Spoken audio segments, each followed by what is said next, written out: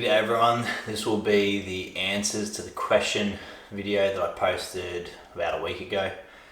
So I'll just run through these reasonably quick, try and provide as much info as I can, but I'll also try not to ramble on too much. So first question is from Gary McDonald. When you had your 300 rum, any info on it you could share would be great. Thanks mate.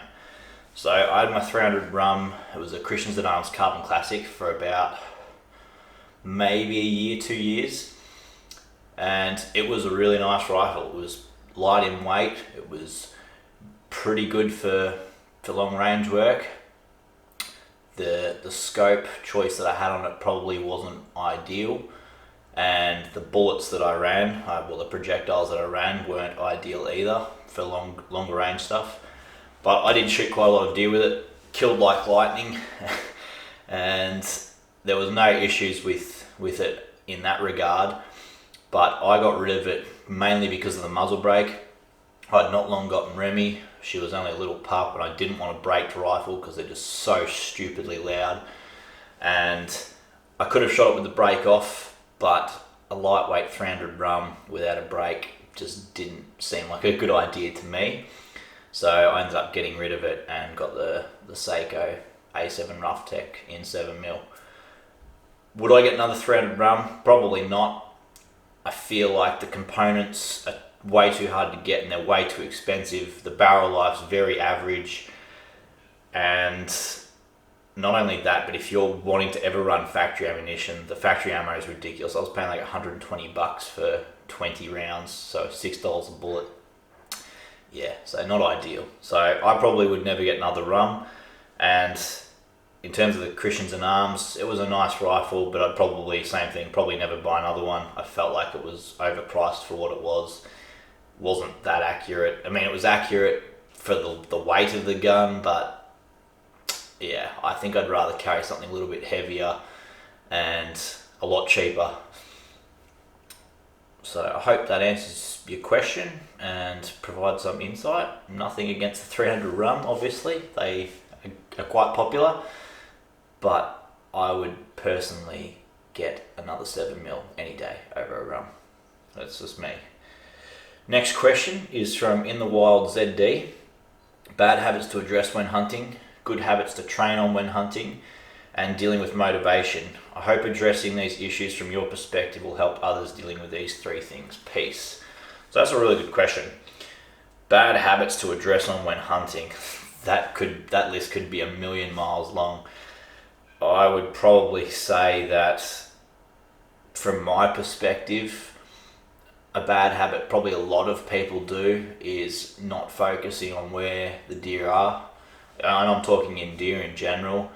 I know myself, when I was younger, I was sort of floating around in a heap of different places trying to work them all out and not being very successful. Once I started focusing on a few areas where I knew there were deer, there was a lot of sign.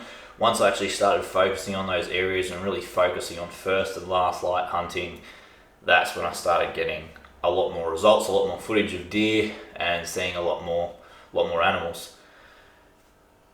So that's probably the main bad habit that I would address.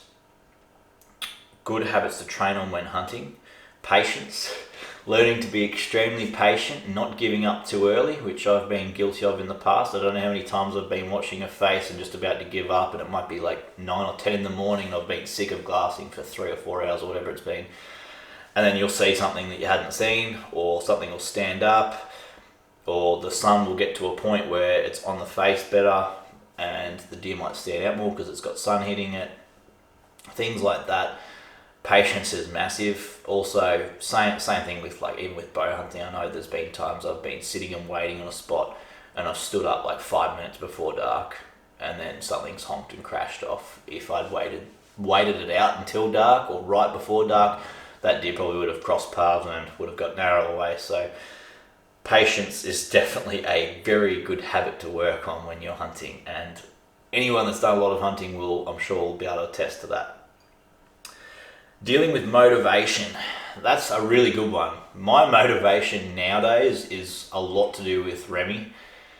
Having a hunting dog that pretty much, she doesn't force me to go out every weekend, but I want to go out every weekend for her sake. Me and her have such a strong bond that I just like getting her out there in the bush, out in the field, and having that is a very good motivator for me. Also, the videoing side of it, doing the YouTube thing, that's reasonably motivating, but I haven't been doing a stack of that lately. Also the bow, I think just general styles of hunting, like just different styles of hunting in general. That's what I was meaning to spit out then. But that is motivating. It's motivating to try different things and go out with different people and meet different people, and that's how I get motivated. Like, yeah, just the other day I went out with Daniel Grixty from Ultimate Hunting Australia, and we went out in a couple of hunts, and that was really cool. Been hunting with different people that I've met online, even just my normal good mates, just going out with them, and people that you're really close with, and you get to go away and have a few beers and talk shit. Just that in itself is motivating to me. You're just getting away from all the bullshit, all the work crap and bills and city life, even though where I live is hardly a city. But yeah, I think everyone knows what I mean in that regard. Just getting away from everything, that's motivating to me. Next question is from Paul W. What do you do for a living, mate? I'm actually a supervisor it's basically like a bagged salad factory. So I've got about 11, 12 people under me, and basically my job is to make sure they finish the production schedule on time without any injuries or issues. And that's basically my job in a nutshell. So I do that full time, 5 days a week, 40 to 50 hour weeks, sometimes more depending. And that's what pays the bills and gets me out hunting. I've also got a couple of investment properties, and that also helps basically pay the bills. Next question is from Zio Rob. Hi mate, any chance to do a review on the Seco you're using, or possibly a breakdown on your thoughts? What made you choose that particular model over others? So a full-blown review on that is possible down the track. I'm not 100% sure. I haven't done a review on anything for quite a while, so that's probably not a bad idea. But what made me choose that particular model over others? The only reason I actually got that rifle was because it was a trade for the Christians in Arms run. I'd advertised the run for quite a while, and I was getting a heap of tire kickers and blah blah blah blah, the usual thing when you're trying to sell a rifle, and getting offers that weren't what it was worth. And a guy reached out to me and said, hey man, I've got this Seco A7 Rough Tech in 7mm. I'll give it to you with a scope and $1,000 on top. So I did that deal. That was the fairest deal. And I actually wasn't going to keep the gun. I sold the scope straight away, and I was actually going to trade the rifle in and get something different. But I ended up putting that cheap Cytron S-Tac on the 7mm and just ended up falling in love with that rifle. It's just stupid accurate. It's a little bit heavy to carry around, but accurate, doesn't recoil much, and just ended up being my go-to rifle. So that's how I ended up with that rifle. Next question is from Playlist 2. How did you start Remy with deer, and what advice would you give to someone with a pup? The very, very, very first thing I would advise is do not wait around. If you get a pup, take it out hunting, get it in the field, don't muck around. There's just not everyone, but there's quite a lot of people that think that you should wait with a dog before you take it out in the bush and blah blah blah blah blah. Take it hunting. The best dogs that I've ever dealt with, whether it be farm dogs, hunting dogs, all the best dogs that I've seen are the ones that have been doing it for a long time and have a heap of experience in that area. There's no point giving your dog a university degree in your backyard, doing all the sit, stay commands that have not that much effect when you're hunting, and then when you take it out in the field, it's going to run amok because it's never been out there. I took Remy hunting from when she was 7 weeks old. The very first weekend I picked her up, I went and shot a deer with her, and I'm pretty sure for the next 3 weekends in a row since I got her, I was shooting deer. By about 6 months old, I'd already arrowed I think 2 or 3 deer over her and probably shot 10 or 15 over her with the rifle. And that is how you create a dog that isn't gun shy because they're used to firearms. That's how you create a dog that learns how to track deer because they're doing it from a young age. And it's the exact same principle. Like, I've grown up with working dogs my whole life, and my parents have always done the same thing. As soon as they get a working dog, it's out in the paddock working sheep. If the dog stuffs up, rectify the issue straight away.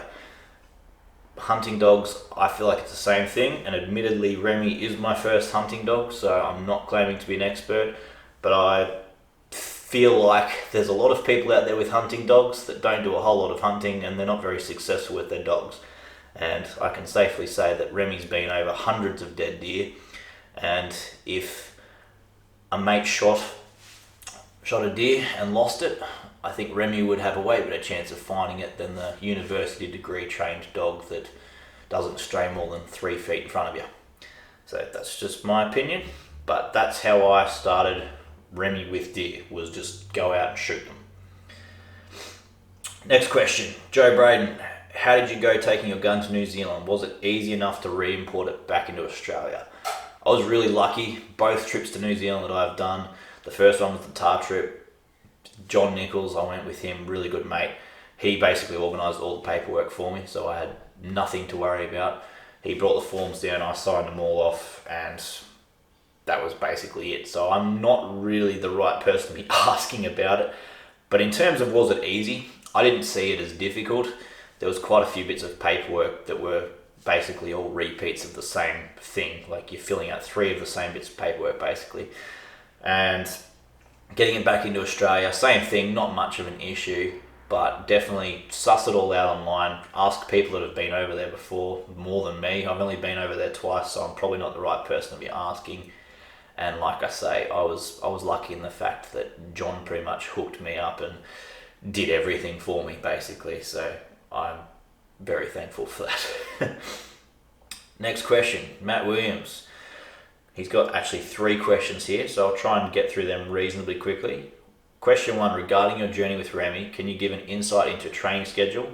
Also, do you feel 100% confident in recall and other commands, or is Remy still showing signs of puppy brain? George, my GSP, is good in the backyard, perfect actually, and in some situations. However, when hunting, he's a little bit more erratic. Recall is fine, but sit and stay is horrendous. He is off the lead. My answer to that would be take him hunting more. There's prime example, you've just said George is perfect in the backyard. That to me says take him hunting more and fix the issues when you're hunting. I see and hear this all the time. People say, oh, my dog's really good in the backyard or walking around town or wherever, but as soon as it's out in the field, it's like a nut job. How often is it seeing out in the field? How often is it seeing the bush and smelling all these different things? If it's not very often, of course it's going to run off and carry on and probably be stupid because it's got no experience there. You start going out there every single week or multiple times a week, it'll pretty quickly learn that it's not that exciting, even though it is, but it'll get used to it. It won't go run amok as much. It'll start to settle down and get used to all the sights and smells, and then once you start shooting more and more deer over it, it'll start working out that that's the goal, that's the objective. This is what we're doing. We're out here to get these deer. These deer are going to be my food. I'm talking from the dog's perspective. It's the exact same thing that I did with Rem. Just more and more and more hunting, giving her rewards every time I shot a deer, cutting a piece off the deer straight away and giving it to her, praising her. That will get you a long, long way. Once your dog works out what you're out there for, they'll aim to please, especially if you've got a good bond and a good relationship with your dog. And taking your dog everywhere with you is a great way to start that bond. So even if I zip down to the shops or go fuel up, Remy comes in the car with me. She doesn't like being left at home by herself. I take her with me. If I walk to a mate's place, Remy comes with me. Things like that, they make a massive difference and create a really, really, really strong bond with your dog. Same thing on the farm dogs. Mum goes spraying weeds on the quad bike. She'll take the border collie with her. He gets bored, but he goes with her. You know, there's never many times that the dog's left alone. And once you get that bond with your dog, they will do basically nearly anything to please you. In terms of your first part of your question, yes, I'm 100% confident in recalling Remy, but I let her range out. She knows what we're there for. She knows what she's doing. Deer don't really care about dogs being out in front. It's actually better, in my opinion, to have your dog way out in front. As long as the dog's not going to chase the deer, then you're pretty sweet. And to stop Remy chasing, when she was really little, I had her on a long lead, and I purposely would walk past kangaroos and wallabies, and when they would take off, if she went to chase them, I'd just stand on the lead, whether it meant giving a bit of a smack or yanking on the lead, growling at her, whatever works for you. Some people use e-collars. I've never needed one with Remy, but I could see them being effective if you've got a very headstrong dog that wants to chase. Some people might want the dog to chase. Depends what you're training the dog for. So I hope that answers the first question. Second question, as I'm starting out filming my hunts, what broad advice would you offer to someone who struggles to make quality content? Also, how did you become confident in talking to the camera and narrating your hunts? This might sound like a silly question, but talking to a camera can be quite difficult. Does it come naturally to you, or do you take 5 takes trying to get one sentence out like me? Well, first off, what broad advice would you offer to someone who struggles to make quality content? I would say getting a tripod. Even without a tripod, you can still make quality content, but I feel like keeping your clips short and sweet, so you're not videoing the same deer for 20 minutes eating a bit of grass. I feel like keeping the action rolling, keeping the storytelling going makes a massive difference when you're making a video. And something I actually want to do soon is purely make a video off my phone. I've got a little handheld gimbal. That's actually I've had that idea rolling around my head for ages, actually, to go out and just video a hunt solely with my phone. And that's probably a bit of advice I can give everyone. Most phones nowadays have a really good camera. A lot of my New Zealand footage was taken on my phone, and narrating parts done on the phone. Some people might talk to a phone actually easier than talking to a big camera, so something worth trying anyway. In terms of, does it come naturally to me? At the start, no, it definitely didn't, and I was the same. It would take me like 5 or 6 takes to actually spit out what I was trying to say. Even doing this right now, I'm going to do it all in one take, but I've already redone this video a few times because of corrupt files, and each time I've done it, it's been different, and then I'll put the bloody SD card in the computer and it's been I don't know, something's been happening with the files and it's not working. So hopefully this one works. But no, it didn't come naturally, but in the end, with same thing, enough consistency and time doing it, I've just gotten used to it, and I try to look at the camera like I'm hunting with a mate, like I'm pretending the camera right now is just a mate that's sitting there in a chair just that I'm talking shit to.